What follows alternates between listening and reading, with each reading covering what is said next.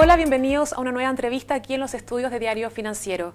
En esta oportunidad nos acompaña Enrique Núñez, él es periodista y académico de la Facultad de Comunicaciones de la Universidad Católica, con quien analizaremos el debate presidencial de anoche que reunió por última vez a los candidatos a la Casa Blanca, el republicano Donald Trump y la demócrata Hillary Clinton, a menos de 3 semanas de que se lleven a cabo los comicios el próximo 8 de noviembre. Hola Enrique, gracias por estar acá. Hola Soledad, muchas gracias a ti por la invitación a conversar. Comencemos quizás con una pregunta un poco cliché, pero no por ello menos importante. ¿Quién a tu juicio fue el ganador y el perdedor de anoche? Para mí perdió la democracia. O sea, más allá de que el de los dos candidatos ganó o perdió, lo que es grave es que se está normalizando y se está considerando casi un debate de rutina, un debate que fue espantoso, un debate lleno de ataques, un debate por momentos con matonaje político.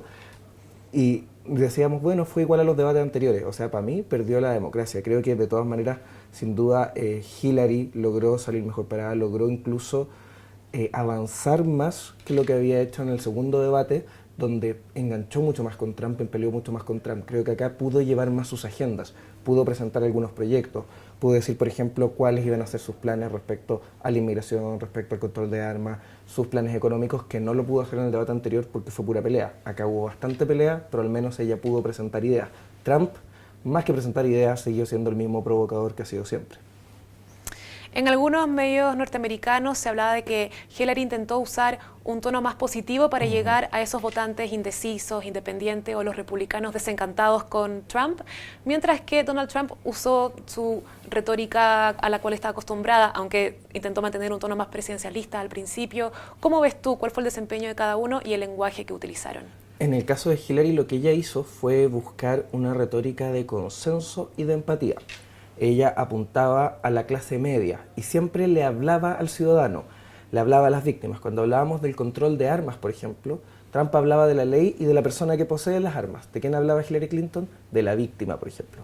Cuando hablaba de los inmigrantes, Trump hablaba de los inmigrantes malos y en el fondo el tipo denominaba a un grupo particular y decía, estos gallos son narcotraficantes, son peligrosos, etc. Hablaba de manzanas podridas. ¿A quién le hablaba Hillary? A los inmigrantes que estaban integrados en el país. Hillary siempre hablaba de unión, ocupó la palabra unidad muchas veces, incluso cuando por ejemplo mencionaba a Bernie Sanders para decir tenemos cosas en común, mencionó a las minorías, mencionó por ejemplo a los homosexuales, que ella sabe que es un votante que no vota particularmente por Trump, mencionó muchas veces a las mujeres, que es un votante que está muy desencantado con Trump después del video de Trump, por lo tanto ella buscó este mensaje de reconciliación, pero algunas veces igual entró en la discusión con Trump y se perdía, pero sin duda que esa fue su estrategia. En cambio Trump siempre apunta al conflicto. Todas las intervenciones de Trump son en función de presentar un conflicto y en función de provocar, porque él sabe que su votante duro es un votante que espera eso. Trump es un tipo que ya está netamente hablando al votante duro, Trump no le está hablando al votante indeciso. No creo que Trump sea capaz de conquistar votantes indecisos de aquí al final de la elección. En cambio le está hablando al tipo que tiene armas, por ejemplo. Le está hablando al tipo nacionalista que quiere el muro y está reafirmando a ese votante. En el primer debate presidencial vimos que los candidatos llegaron con un empate técnico.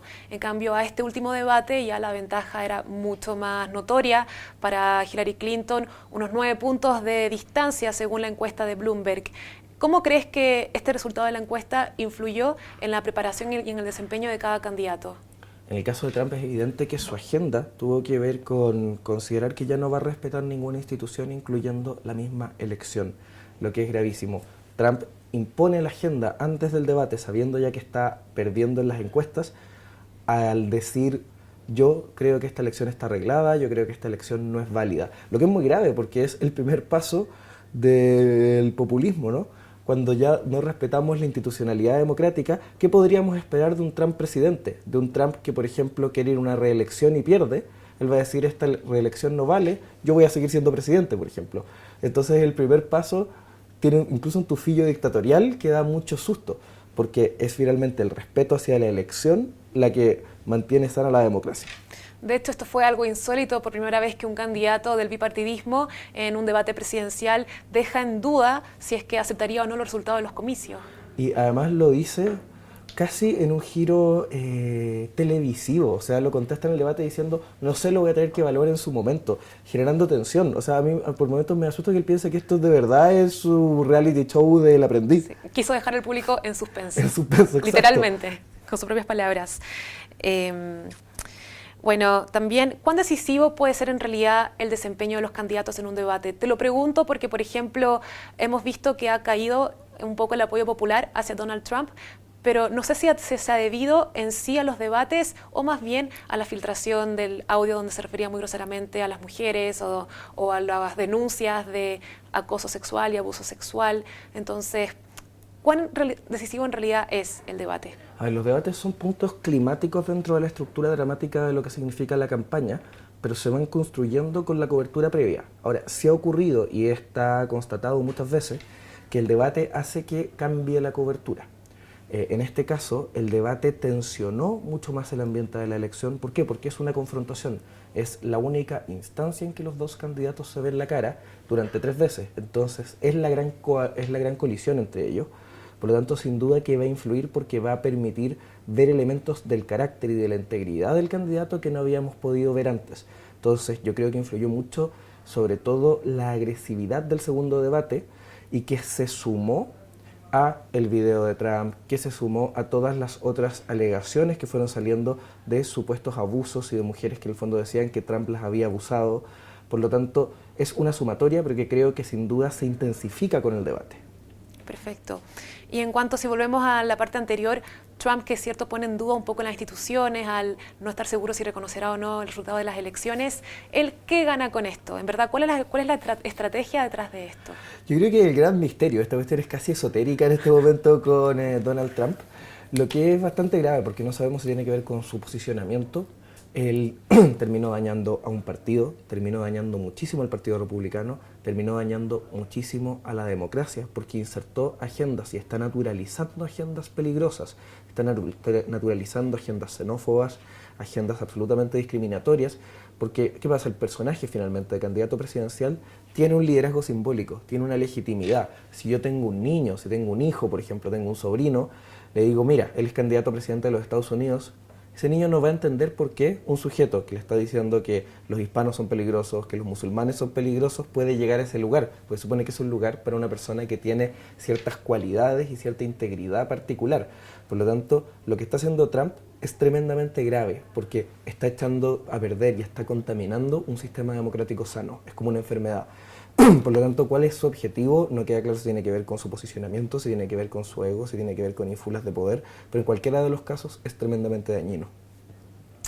Bueno, hay temas que claramente incomodan a ambos candidatos, ya lo hemos hablado, Trump en las denuncias de acoso y abuso sexual, también el tema de la evasión de impuestos, el haber contratado inmigrantes ilegales, y a Clinton también hay temas sensibles como por ejemplo el uso irresponsable de correos electrónicos o las filtraciones de Wikileaks que evidencian una cierta cercanía de ella con ciertos grupos económicos. ¿Cómo crees que se defendió cada uno? Porque estos temas salieron anoche en el debate. ¿Cómo se defendió cada uno cuando salieron estos temas? Es bien interesante además la existencia de estos temas en el debate, porque en general a los candidatos incumbentes, a los que han estado en gobierno y tienen más experiencia política, es a los que más se les cobran cosas del pasado y se les deberían cobrar cosas de su gestión política. Pero como Trump es tan agresivo en culpar a Hillary por cada cosa que hizo el gobierno de su marido y que hace el gobierno de Obama, ella tuvo que ocupar la misma estrategia. Y aunque Trump no tiene una incumbencia política y no participó políticamente en los procesos, lo que hizo fue buscar su prontuario como empresario, que era el otro rol que él tenía como figura pública más relevante, más allá de ser un personaje que salía en películas, haciendo cameos, etc. Y él vende eso diciendo que ha generado tantos millones como empresario. Exacto. Y que hará lo mismo con el gobierno. Por lo tanto, lo que llevó a que se pierda un poco la discusión. De hecho, en el momento en que empezaron con los ataques sobre el pasado de los personajes, que es muy grave cuando empieza a ocurrir eso dentro de un debate, se deja de proyectar el país hacia el futuro. Por lo tanto, ahí es cuando empezó una verdadera pelea, empezó la carrera de caballos. Hillary Clinton perdió un poco más la templanza que había tenido al comienzo y Trump también. Trump partió muy calmado, partió muy ordenado. Parecía un debate real al principio y en un momento cuando sale el tema del video de Trump, empiezan las alegaciones de lo que cada uno había hecho en el pasado y cuando los candidatos hablan tanto sobre el pasado, dejan de informar al elector sobre cómo va a ser su desempeño como presidentes, porque además ahí también es parte del rol del moderador ser capaz de conectar ese pasado con el futuro desempeño del candidato. Más allá de que sea tú dijiste yo no hice, tu fundación es peor que la mía, mi fundación tiene donantes más malos que los tuyos, porque finalmente el elector se empieza a perder, se empieza a marear y se empieza a desgastar viendo esta discusión. No saben quién confiar. Y en ese sentido, ¿cómo te pareció a ti el desempeño del moderador? El moderador Chris Wallace, él venía bien cuestionado, porque es la primera vez que Fox, que es un canal más bien conservador, es un canal mucho más cercano al Partido Republicano, iba a tener el rol de moderar el debate presidencial. Él había moderado antes en las primarias, y había moderado debates republicanos en las primarias acompañado de otros periodistas, y ya había sido bastante agresivo, sorprendentemente agresivo, al punto que Trump no lo quería para nada, porque en uno de los debates incluso le hizo un fact-checking en vivo a Trump y le mostró unas cifras que Trump no tuvo cómo discutir. Por lo tanto, él iba muy cuestionado y yo creo que como iba cuestionado, se sobreprotegió y trató de hacer las preguntas lo más informadas posibles. Fue un poco menos, yo diría, ritualista, un poco menos ceremonial que otros. Trató de ser más coloquial, trató de ser más cercano, a diferencia, por ejemplo, del primer debate. Acá efectivamente hubo un par de risas, tuvo que detenerlas, pero yo siento que a nivel periodístico, como iba más cuestionado, como justamente tenía que ponerse el parche antes de la herida, fue más sólido que otros moderadores y puso temas en la agenda que no se habían puesto, como por ejemplo la crisis en Siria, que les permite finalmente al elector, que es uno de los objetivos principales del debate. El debate tiene dos objetivos. Uno es que se pueda comparar entre los candidatos y el otro es ver a los candidatos en un ambiente espontáneo y desprotegido. Por ejemplo, el tema de Siria permite comparar de manera tan pura cuál es la visión que tiene cada uno de estos candidatos respecto al rol de los Estados Unidos en el mundo.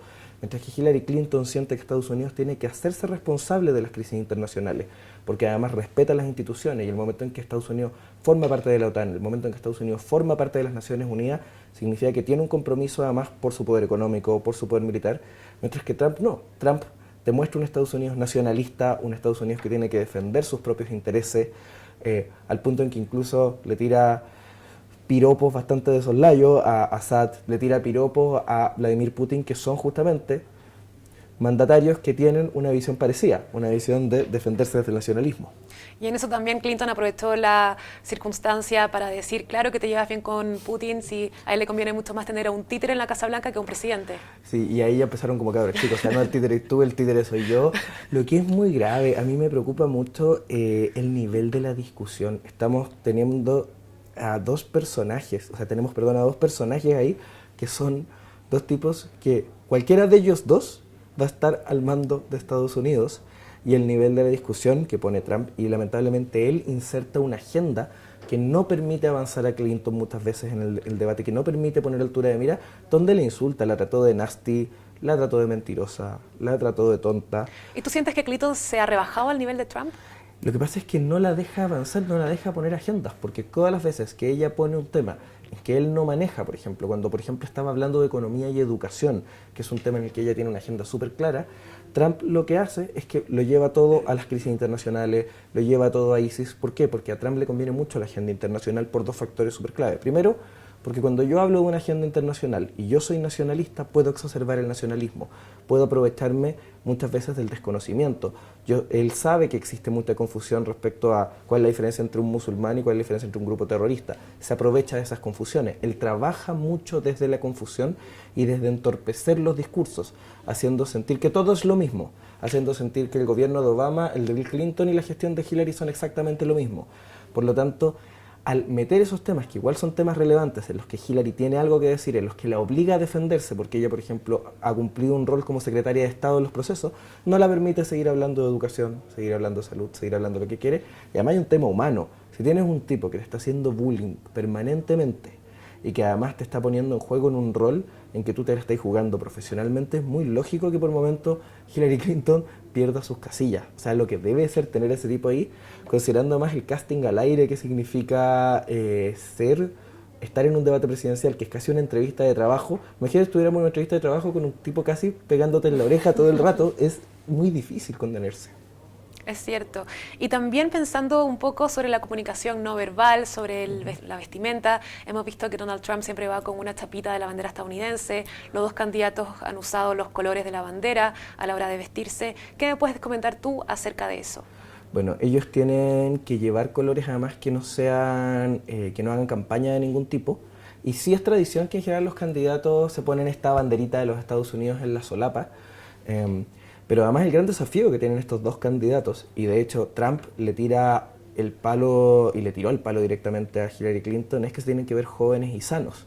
Al punto en que Hillary Clinton efectivamente se veía joven y sana, y Trump decía, no, no, no, si le faltaba estamina ahora, en lugar de ausencia de estamina, lo que ella necesita, ella probablemente está consumiendo drogas, porque por eso se veía tan activa y se veía tan jovial, porque ellos necesitan verse joviales, porque finalmente la edad del candidato influye. Son candidatos viejísimos comparados con otras elecciones anteriores, o sea, están los dos cercanos a los 80 años, lo que no deja de ser bien impresionante. O sea, yo siempre doy el ejemplo que la elección que le ganó Kennedy a Nixon, en que Nixon se supone que se veía viejo y desgastado, tenían menos de 50 años los dos. Yeah. Entonces, parte de sus desafíos es verse jóvenes, es verse energéticos, tienen que sobreenfatizar. Trump además, bueno, acá estaba contenido, donde realmente pudimos ver cómo es el Trump real, es en el debate anterior, en la plaza pública, que está hecho para eso, que era un tipo ansioso, que no dejaba de pasearse, que se paraba detrás de la otra candidata para ocupar su espacio físico, que no respetaban los espacios. En cambio acá, este formato los obliga a estar un poco más contenidos, pero él gesticula mucho, y Hillary Clinton, de nuevo, estuvo, insisto, comparado con el primer debate yo siento que ella asumió un rol de adulto. Ella asumía una calma, tomaba una distancia. Acá no, acá aprendió más, porque además tuvo más temas para aprender, porque lo mismo que hemos dicho, se ha tensionado tanto la campaña, que ¿dónde está la gran diferencia? Acá ya ni siquiera se dieron la mano para saludarse al comienzo del debate, ni siquiera se despidieron. Claro. Lo que te habla de la pobreza democrática, porque una de las gracias y uno de los objetivos de tener un debate es que finalmente los candidatos se puedan despedir y se puedan saludar, que puedan intercambiar ideas y entender que después uno de ellos va a ser presidente, pero va a tener que gobernar para la masa que apoya que apoya al otro candidato, para el partido del otro candidato. Y ahí está lo grave, ¿qué es lo que va a pasar si, por ejemplo, Trump pierde esta elección? Va a ser súper difícil para Hillary volver a normalizar la democracia.